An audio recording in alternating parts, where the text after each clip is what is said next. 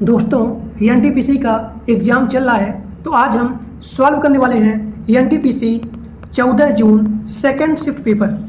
तो जिन लोग का एग्ज़ाम नहीं हुआ है, जो लोग एग्ज़ाम देने वाले हो, वो सभी लोग ध्यान से वीडियो को पूरा देखिए, क्योंकि बहुत ऐसे क्वेश्चन हैं जो कि डायरेक्ट रिपीट हो रहे हैं। और एक बात, मैं आप सभी लोग के लिए 5 जून से लेकर के एनटीपीसी 5 जून से लेकर के 14 जून तक जितने सारे शिफ्ट हैं, उन सभी का क्वेश्चन एक ही वीडियो में लेकर के आने वाला हूं। तो सभी लोग ध्यान से वीडियो को देखिएगा, क्योंकि बहुत ही इंपॉर्टेंट है और बहुत ही ऐसे क्वेश्चन हैं जो कि डायरेक्ट रिपीट हो रहे हैं। यहाँ पे आपका पहला क्वेश्चन है, बैरन तथा नारकोंडम क्या है? तो इसका आंसर हो जाएगा बैरन और यहाँ पे नारकोंडम, ये दोनों यहाँ पे ज्वालामुखी द्वीप हैं। देखिए, बैरन द्वीप जो है अंडमान सागर में स्थित है और यह जो है दक्षिण एशिया में एकमात्र पुरानी सक्रिय यानी कि एक्टिव ज्वालामुखी है। देखिए, बैरन द्वीप म्यांमार से लेकर के सुमात्रा तक की एक ज्वालामुखी श्रृंखला में एकमात्र एक्टिव ज्वालामुखी होती है।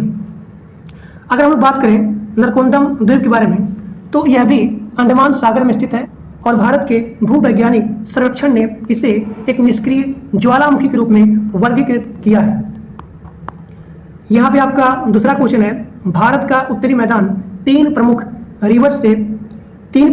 रिवर के द्वारा बनाया गया है, सिंधु, गंगा और यहाँ पे आपको फिल करना है। तो इसका आंसर हो जाएगा ब्रह्मपुत्र रिवर। भारत का उत्तरी मैदान तीन प्रमुख रिवर के द्वारा बनाया गया है। पहला आपका है सिंधी रिवर, दूसरा आपका है गंगा रिवर और तीसरा आपका है ब्रह्मपुत्र रिवर। तो इसका आंसर हो जाएगा ब्रह्मपुत्र रिवर।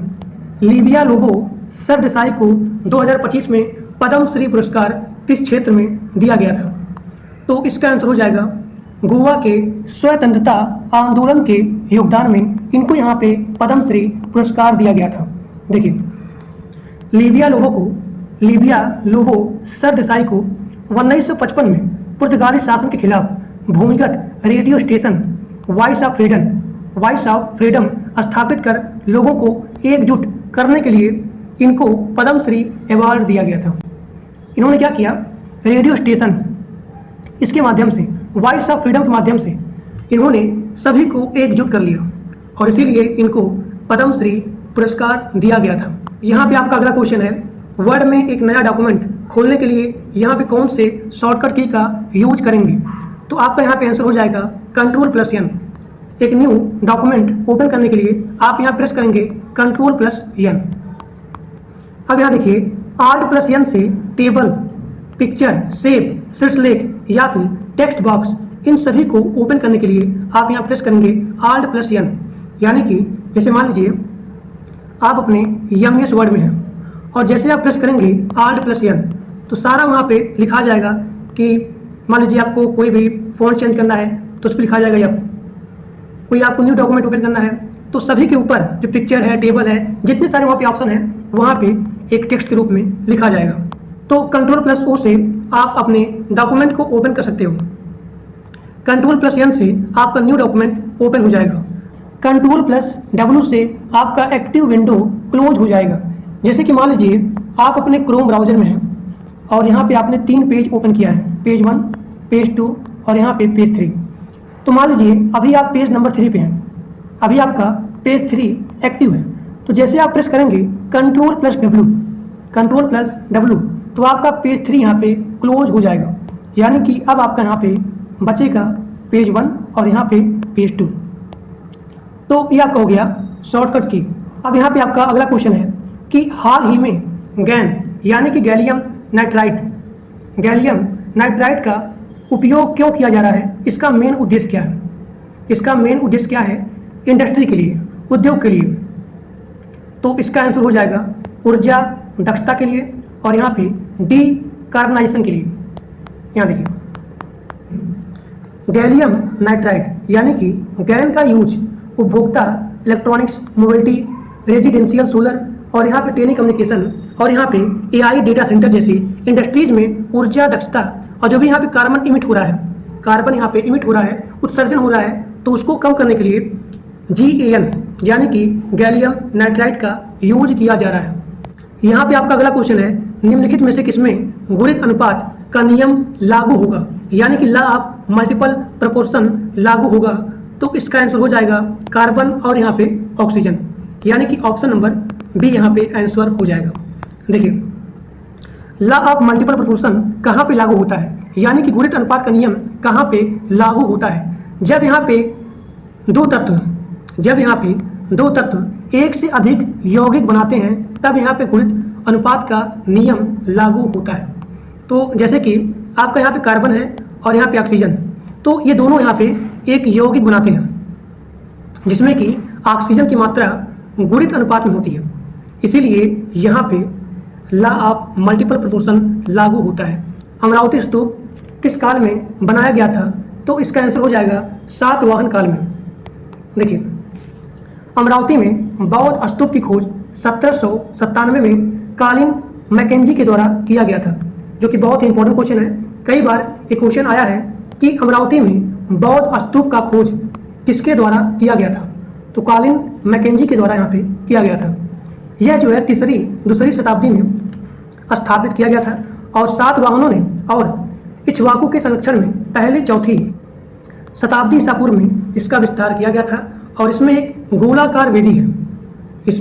गोलाकार वेदी है, जो कि भगवान बुद्ध को उनके मानव के रूप में हाथी के ऊपर दर्शाता है। देखिए, स्तूप के ऊंचे चबूतरे के 4 दिशाओं में फैलाए गए हैं। यहाँ देखिए, सातवाहन क्या होता है? सातवाहन जो है यह दूसरी शताब्दी ईसा पूर्व के अंत में स्थापित किया गया था। सातवाहन के संस्थापक कौन है? तो सातवाहन के संस्थापक हैं सिमुक। सिमुक ने कर्ण शक्ति को नष्ट करने के लिए अपने साम्राज्य की नींव रखी थी। मत्स्य पुराण में दक्कन में शासन करने वाले 30 सातवाहन राजाओं की सूची है। हालांकि उनकी भौगोलिक सीमा बदलती रहती है और इसके अंतिम शासक हैं विजय। अगला क्वेश्चन है, किस अधिनियम में मूल रूप से ब्रिटिश राज का दौरान इंपीरियल लेजिस्लेटिव काउंसिल द्वारा भारत में पारित किया गया था? तो इसका आंसर हो जाएगा 1872 में ब्रिटिश राज के दौरान इंपीरियल लेजिस्लेटिव काउंसिल के द्वारा भारत में मूल रूप से इंडियन एविडेंस एक्ट 1872 यहाँ पे पारित किया गया था। अब यहाँ पे आपका अगला क्वेश्चन है कि राष्ट्रपति मंत्रिमंडल में कितनी बार पुनर्विचार के लिए सलाह ले सकता है? तो इसका आंसर होगा 1 बार। देखिए, 42 अमेंडमेंट एक्ट 1976 में यहाँ बताया गया है सलाह के लिए, और यह जो है 3 जनवरी 1977 को लागू हुआ था। अब यहाँ देखिए, 1978 में 44 अमेंडमेंट एक्ट पारित किया गया था, जिसमें बताया गया है कि राष्ट्रपति मंत्रिपरिषद द्वारा दी गई सलाह को एक बार पुनः विचार करने के लिए वापस कर सकते हैं। अगला क्वेश्चन है, लक्षद्वीप और यहाँ पे मालदीव किस चैनल के द्वारा अलग किए जाते हैं? तो इसका आंसर हो जाएगा 8 डिग्री चैनल। अब यहाँ पे आपका अगला क्वेश्चन है, नोएडा में पहला डियर पार्क यानी कि हिरण उद्यान निम्नलिखित में से किस क्षेत्र में स्थापित किया गया है? तो इसका आंसर हो जाएगा सेक्टर नंबर 91 बायोडाइवर्सिटी पार्क। अब आपका यहाँ पे अगला क्वेश्चन है, 2024 के पुरुष विश्व टीम स्क्वैश चैंपियनशिप में भारत की टीम की सफलता में किस भारतीय खिलाड़ी का महत्वपूर्ण योगदान रहा? तो आपका यहाँ पे आंसर हो जाएगा अभय सिंह। यहाँ पे आपका अगला क्वेश्चन है, त्रिपक्षीय संघर्ष जिसे कन्नौज के त्रिकोण युद्ध के रूप में जाना जाता है, तो 8वीं और यहाँ पे 9वीं शताब्दी में इन 3 महान भारतीय राजवंशों में से किसके बीच हुआ था? यानी कि त्रिपक्षीय युद्ध किसके बीच में हुआ था? देखिए, कन्नौज को, जो भी यहाँ पे कन्नौज, यहाँ देखिए, कन्नौज को कंट्रोल करने के लिए उत्तर भारत के गुर्जर, महाराष्ट्र के राजपूत और यहाँ पे पूर्व बंगाल के पालवंश, गुर्जर, राजपूत, फिर यहाँ पे पालवंश, इन्हीं के बीच में हुआ था त्रिकोण युद्ध, त्रिपक्षीय या फिर त्रिकोण युद्ध हुआ था। तो आपका यहाँ पे आंसर हो जाएगा पाल, प्रतिहार और यहाँ पे राष्ट्रकूट। यहाँ पे आपका अगला क्वेश्चन है, किस हड़प्पा शहर में कपास उगाया जाता था? तो आपका यहाँ पे आंसर हो जाएगा मेहरगढ़। मेहरगढ़ एक महत्वपूर्ण नवपाषाण स्थल है, जिसे खाद्य संघड़ यानी कि फूड स्टोर से खाद्य उत्पादन चरण तक संक्रमण प्रक्रिया को समझने में बहुत मदद मिली। और यहाँ पे नवपाषाण काल में कपास का पहला प्रमाण मेहरगढ़ में मिला था। नवपाषाण काल में कपास का पहला प्रमाण मेहरगढ़ में मिला था। फसल उत्पादन का सबसे पहला प्रमाण मेहरगढ़ में मिला था, जिसमें था जौ और यहाँ पे गेहूं की खेती का प्रमाण मिला। अब आपका यहाँ पे अगला क्वेश्चन है कि खेलो इंडिया पैरा गेम्स के दूसरे संस्करण का आयोजन कहाँ पे होगा? तो आपका यहाँ पे आंसर हो जाएगा दिल्ली। यहाँ पे आपका अगला क्वेश्चन है IMF के अनुसार 2025-2026 में भारत की अनुमानित आर्थिक वृद्धि दर कितने रहने की संभावना है? तो 6.2% रहने की संभावना है, इसीलिए आपका यहाँ पे आंसर हो जाएगा बी 6.2%। अगला क्वेश्चन, भारत के संविधान की 11वीं अनुसूची में कितने सब्जेक्ट हैं? तो भारत के संविधान की 11वीं अनुसूची में 29 विषय हैं। देखिए, भारतीय संविधान की 11वीं अनुसूची को 73 अमेंडमेंट एक्ट के द्वारा 1992 में जोड़ा गया था और इसमें आते हैं 29 विषय। इसी अनुसूची में पंचायत की शक्तियाँ, ग्रामीण का विकास, गरीब का उन्मूलन, बाजार, सड़क, पीने का पानी, ये सारे यहाँ पे सब्जेक्ट आते हैं 11वीं अनुसूची में। 12वीं अनुसूची में आता है नगर पालिका की शक्ति और उनके राइट्स और उनके यहाँ पे रिस्पॉन्सिबिलिटीज। और इस अनुसूची को 1992 के 74वें संविधान संशोधन के द्वारा जोड़ा गया था। 12वीं अनुसूची में कितने विषय आते हैं? तो 12वीं अनुसूची में 18 विषय आते हैं और 11वीं अनुसूची में 29 विषय आते हैं। अगला क्वेश्चन है, निम्नलिखित में से भारत की सबसे बड़ी प्रायद्वीप नदी कौन सी है? तो आपका यहाँ पे आंसर हो जाएगा गोदावरी।